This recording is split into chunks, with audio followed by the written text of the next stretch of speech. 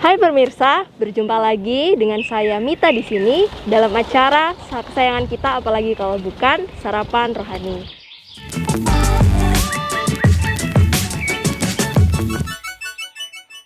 Nah, hari ini kita mempunyai sebuah topik khusus, yaitu menanggung apa yang tidak seharusnya kutanggung. Nah, tentu saja karena topik ini spesial, kita juga kedatangan bintang tamu yang spesial, yaitu Buena. Selamat sore, selamat pagi. Ya. Nah, tentunya kita akan beberapa menit ke depan kita akan ngobrol-ngobrol soal topik ini, dan jangan kemana-mana, saksikan terus kelanjutannya. Ya, selamat pagi Buena. Ya, pagi Mita. Ya. Nah, kita kan akan mengobrolkan tentang ini, menanggung yang tidak seharusnya kutanggung. Nah, menurut Buena ini gimana maksudnya Buena? Ya, saya baca Alkitab dulu ya ayatnya. 1 Petrus 2 ayat mulai 18 aja sampai 21. Hai kamu hamba-hamba, tunduklah dengan penuh ketakutan pada Tuanmu, bukan saja kepada yang baik dan peramah, tetapi juga kepada yang bengis. Ini latar belakangnya mereka masih ada perbudakan zaman itu kan, ini jadi budak-budak yang sudah percaya Yesus. Mereka punya tuan yang sebagian mungkin tuannya juga sudah percaya Yesus, sebagian enggak gitu. Latar belakangnya begitu. Sebab adalah kasih karunia ayat 19, jika seorang karena sadar akan kehendak Allah menanggung penderitaan yang tidak harus ia tanggung. Ini yang kalimat judul tadi ya. Sebab dapatkah disebut pujian jika kamu menderita pukulan karena kamu berbuat dosa? Tetapi jika kamu berbuat baik dan karena itu kamu harus menderita, maka itu adalah kasih karunia pada Allah. Sebab untuk itulah kamu dipanggil, karena Kristus pun telah menderita untuk kamu dan telah meninggalkan teladan bagimu. Teladan untuk menderita karena berbuat baik gitu. Supaya kita mengikuti jejaknya. Jadi ini latar belakangnya tadi ada perbudakan, tapi juga di zaman itu terjadi aniaya-aniaya terhadap orang-orang yang percaya Yesus. Mereka biasanya dijadikan kambing hitam untuk semua situasi jelek di masyarakat gitu loh. Jadi kalau ada misalnya katanya sih, misalnya ada gempa bumi di mana gitu, sampai ngerusakkan bangunan mana, itu yang di kambing hitam kan bisa orang Kristen. Katanya kira-kira sampai seperti itu situasinya. Jadi bayangin orang Kristen, orang percaya Yesus tuh selalu dijadikan ini ya, pokoknya timpaan semua hal yang paling paling jelek, dianggap mereka lah gara-garanya semua yang jelek itu gitu.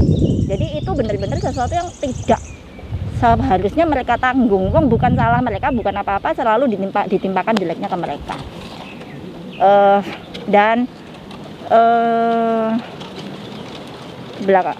Juga saya terinspirasi beberapa waktu lalu, beberapa hari itu lihat video tentang martir, orang yang ikut Yesus dan harus dipenjara, harus ini, baik itu di Timur Tengah, baik di Tiongkok atau negara komunis yang lain.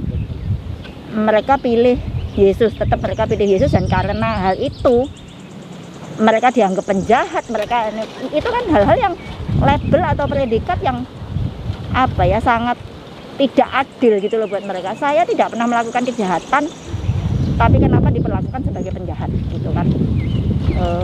Saya kagum gitu sama mereka. Juga ada kesaksian seorang mama, seorang ibu muda ya di Tiongkok. Anaknya masih umur 3 tahun dan 1 tahun, dia masuk penjara. Mereka suami istri sudah mengira-ngira dan sudah bersiap suaminya sewaktu-waktu bisa diseret ke penjara gitu loh. Tapi ternyata tanpa disangka, yang diseret ini si mamanya.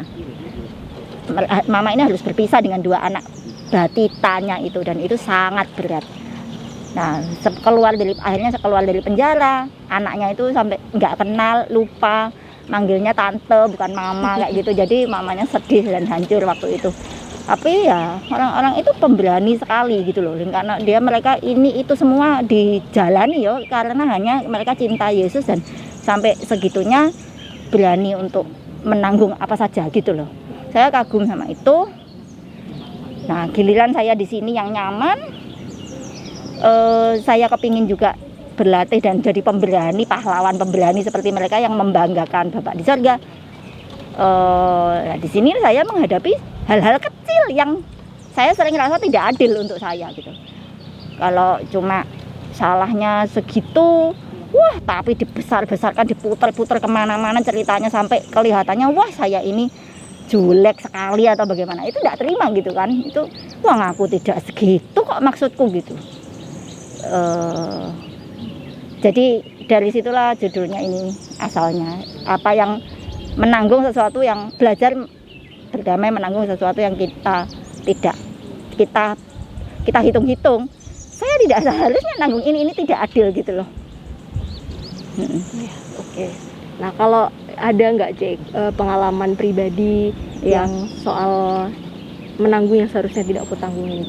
Ya itu tadi sempat saya singgung sedikit, sangat sehari-hari banget. Jadi waktu saya merenungkan Tuhan itu orang-orang hebat ya, kayak gitu korban sampai kayak gitu, penjara dilakoni, dibakar-bakar dilakoni, apa sudah. Cek hebatnya Yesus itu bisa membentuk pengikut yang jauh lebih loyal daripada ya kita kalau tahu mafia gangster, mereka biasanya punya pengikut yang loyal sampai mau dipotong jari itu berani gitu loh. Ini Yesus yang tidak terlihat dan dengan motivasi betul. Ini gangster kita tahu mereka untuk kejahatan ya, ini Yesus ini luar biasa, dia bisa menginspirasi orang sampai sebegitunya ya, karena kita baca tadi Yesus itu sudah lebih dulu melakukan itu untuk hidupnya kita, makanya mereka sangat terinspirasi itu. Nah, tapi giliran saya di sini, Tuhan saya kalau merenung gitu ya, Tuhan saya bisa nggak ya kalau misalnya benar-benar dihadapkan situasi seperti mereka itu, masih bisakah saya? Nah, di situ saya rasa Tuhan bilang, kamu itu sudah ada latihan loh sehari-hari itu kecil-kecil gitu ya, dari hal-hal coba kamu kan sering merasa ya itu tadi salah cuma segini, harusnya ya kalau teguran ya ukurannya sekian gitu ya, kalau salah sekian ya tegurannya ya sekian. Nah, enggak usah yang dibesar-besarkan sampai itu gelundel gitu ya dan dongkol gitu loh. Dari situ saya merasa Tuhan ajari, ya wes ini sekarang terimalah itu sebagai latihanmu supaya kamu kan kepingin jadi kayak orang-orang itu gitu loh. Ya orang-orang itu mungkin latihannya juga lewat yang seperti ini gitu, belajar sabar, belajar ya memahami orang, lebih merendahkan kepentingan diri, bahwa kok saya diginiin, itu kan semua cuma demi kenyamanan diri aja gitu loh. Ya saya bahkan sampai minggu ini pun masih mengalami itu, yang saya harus ambil nafas dan baca ini lagi, maksudnya baca 1 Petrus lagi. Dan saya sudah tahu ya teorinya, maksudnya baca ini ngerti, tapi mau nerima itu masih sulit gitu. Tapi terus ada ayat lain yang mendukung lagi, 1 Petrus pasal 4 ayat 14.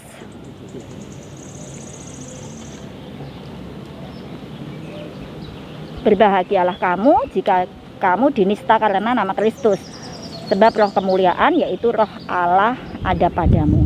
Kadang memang saya berbuat sesuatu yang kontroversial, dan karena itu memang saya juga harus terima resiko. Tidak semua orang setuju atau suka dengan keputusan saya. Nah, yang tidak suka kalau diem aja nggak apa-apa, tapi kalau nggak suka terus diewel-ewel dan ngomong pelintar-pelintir, nah itu kan tentu baliknya kalau terdengar saya lagi menyakiti hati gitu kan. Tapi saya belajar percaya ini, bahwa berbahagialah kamu sebab roh kemuliaan yaitu roh Allah ada padamu. Terus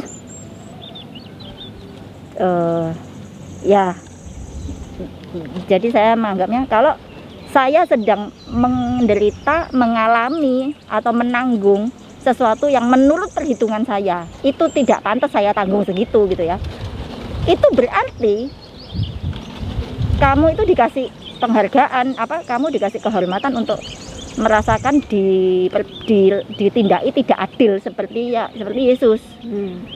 Dan itu berarti bahwa kamu kecipratan roh kemuliaannya Yesus gitu. Ya siapa yang tidak kepingin lah kemuliaannya Yesus, ya saya pingin. Jadi dengan itu saya belajar, saya berdamai dengan tindakan tidak adil yang ditimpakan ke saya, yang saya menurut perhitungan saya itu tidak seharusnya saya diperlakukan seperti itu. Saya belajar melihatnya itu sesuatu yang berbahagia, karena saya sedang dibawa menderita dengan Yesus supaya saya juga bisa dimuliakan, karena tidak ada jalan menuju kemuliaan selain dari penderitaan atau dalam skala kecil sehari-hari menanggung marahnya orang atau label mungkin yang tidak sama dengan yang saya pikirkan, tidak seharusnya saya tanggung gitu. Oke, ya. Menarik ya Je mengenai pembahasan ini. Untuk kira-kira kalau Cici ada nggak pesan untuk pemirsa yang di rumah yang mendengar tentang topik ini juga, yang mungkin memiliki pengalaman yang sama juga dengan yang Cece rasakan sekarang, kira-kira ada nggak pesan-pesan atau penguatan yang bisa Cece berikan? Iya,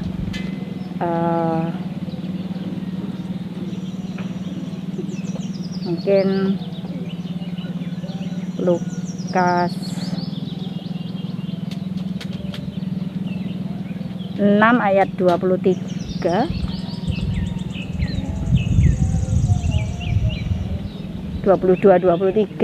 6 ayat 23, berbahagialah kamu jika karena anak manusia orang membenci kamu, dan jika mereka mengucilkan kamu dan mencela kamu serta menolak namamu sebagai sesuatu yang jahat.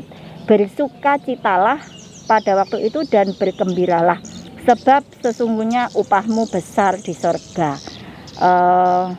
Bersukacitalah pada waktu itu ya, di ayat 23 itu bahasa terjemahan lainnya itu bilang berjingkrak-jingkraklah, melompat-lompatlah dengan sorak-sorai kayak gitulah. Jadi saya belajar melihatnya seperti itu, dan saya mengajak teman-teman, saudara-saudara seiman juga memandang dari sisi yang beda gitu loh. Jangan hanya dari sisi diri sendiri, iya, tapi kalau Tuhan izinkan itu terjadi, Tuhan tidak pernah bermaksud membuat kita rugi. Karena dibalik sesuatu yang tampaknya rugi, ini tersedia sesuatu yang jauh lebih mulia, lebih besar, dan pandanglah yang itu saja, jangan yang di sebelah sini gitu ya.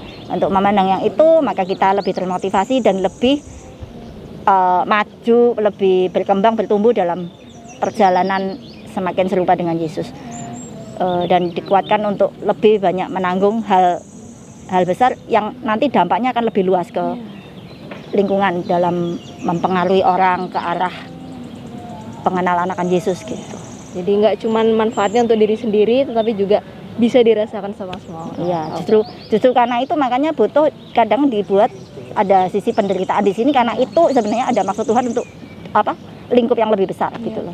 Oke. Ya, terima kasih banyak Cece buat sharingnya pagi hari ini, dan harapannya memang ke depan siapapun yang mendengarnya juga bisa terberkati gitu ya. Amin. Ya, terima kasih pemirsa yang ada di rumah yang terus menyaksikan, dan sampai jumpa di sarapan rohani berikutnya. Tuhan Yesus memberkati.